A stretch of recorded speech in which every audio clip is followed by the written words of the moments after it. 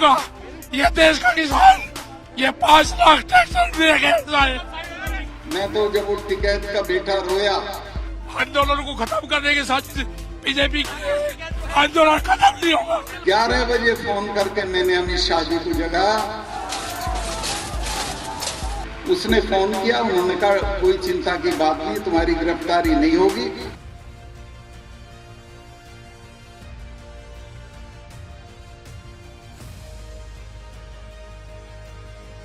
Governor रहते सत्यपाल मलिक ने किस तरह से सरकार के खिलाफ जाकर बयानबाजी की, किसान आंदोलन के समर्थन में जिस तरह से वो खुलकर बोले, वो सबने देखा और उनके इसी अंदाज को किसानों ने पसंद भी किया।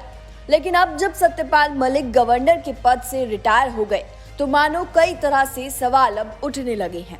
सवाल यही कि क्या उनका सामना अब सीबीआई से होगा?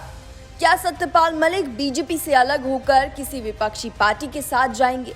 लेकिन इन सबसे बड़ा सवाल जो इस दौरान आरएलडी ने उठाया वो एक अहम सवाल है, क्योंकि आरएलडी किसानों के मुद्दे पर राजनीति करती है और सत्यपाल मलिक भी किसानों की बात करते अक्सर सुने जाते हैं।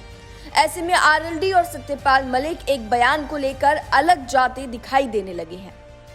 सत्यपाल मलिक ने अपने कई जनसभाओं के दौरान ये बयान दिया था कि किसान आंदोलन के दौरान टिकैत की गिरफ्तारी रोकने के लिए उन्होंने गृह मंत्री अमित शाह को फोन किया था, जिसके बाद उनकी गिरफ्तारी रुकी थी। मैं तो जब वो टिकैत का बेटा रोया, 11 बजे फोन करके मैंने अमित शाह जी को जगाया और उनको कहा कि आप आग से खेल रहे हैं। कल इनके गांव में पंचायत है, वहां से अगर मारकाट शुरू होगी तो रुकेगी नहीं। तो बोले क्या करें? मैं कहा आप ये करो कि ये कहलवा दो कि आज गिरफ्तार नहीं होगा रात। और सारी वहां से फोर्सेस, बहुत फोर्स लगा रखी थी योगी ने। इसका इरादा था कि इनको गिरफ्तार भी करेंगे और जो उनके साथ लोग हैं उनकी पिटाई भी करेंगे। 15 में हाँ, तो उन्होंने मुझे कहा कि अमित शाह ने, उनके पीठ पीछे की बात है कि इसको कहो मुझे फोन कर ले, मैं लाइन पे हूँ। मैंने इसको फोन किया, क्या नाम है इसका, टिकैत के लोग, राकेश को, कि तुम अभी फोन करो, होम मिनिस्टर लाइन पे हैं और तुम्हारी गिरफ्तारी नहीं होगी। उसने फोन किया, उन्होंने कहा कोई चिंता की बात नहीं, तुम्हारी गिरफ्तारी नहीं होगी, लेकिन अपने भाई से कह दो कि कल की पंचायत में कोई हिंसा की बात ना करें, तोड़-फोड़ की बात ना करें। उसने कहा जी मैं कहते हैं। और 15 मिनट में सारी फोर्स चली गई और राकेश टिकैत रातों रात देश का किसानों का सबसे बड़ा नेता हो गया।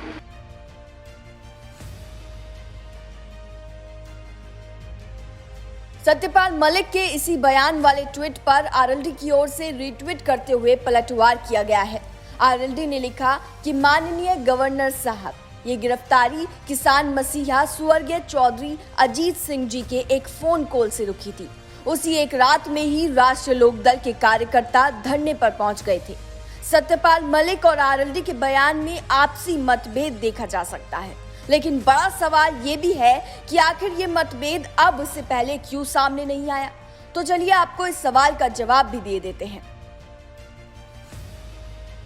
दरअसल 3 अक्टूबर को जयंत और सत्यपाल मलिक शामली में एक मंच साझा करने वाले थे, जो प्रोग्राम बाद में धारा 144 का हवाला देकर कैंसिल कर दिया गया।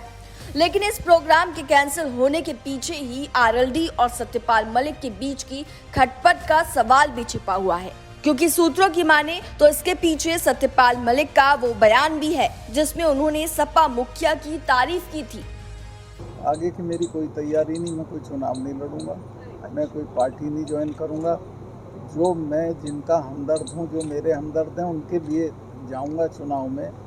जो किसान समर्थक पार्टियां हैं उनकी मदद करूंगा। तो क्या आप रालोद ज्वाइन करने वाले हो? नहीं, मैं कोई पार्टी ज्वाइन नहीं करूंगा।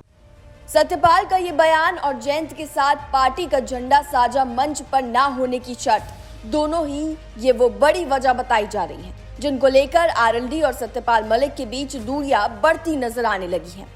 वैसे तो सत्यपाल मलिक किसी भी पार्टी में शामिल ना होने का बयान पहले ही दे चुके हैं, लेकिन अब जब किसान नेता राकेश टिकैत की गिरफ्तारी रोकने का श्रेय भी सत्यपाल लेना चाहते हैं, तो आरएलडी ने उन्हें टोक दिया, क्योंकि इससे आरएलडी का मैसेज किसानों के बीच ठीक नहीं जाने वाला था।